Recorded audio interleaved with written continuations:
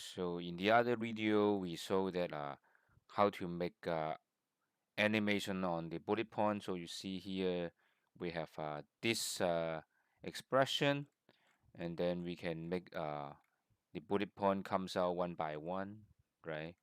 But sometimes it's okay, but sometimes it's you don't want too many things, right? You want to say if they are not the things we are focused on, then you want to get it early, right? You want it to be uh, allow people to read a little bit forward.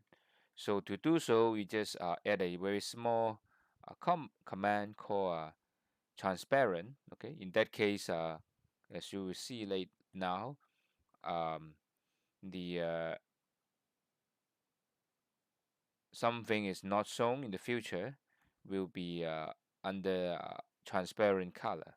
In that case, people can read ahead if they want to. So sometimes can be handy. Okay. Um, thank you very much.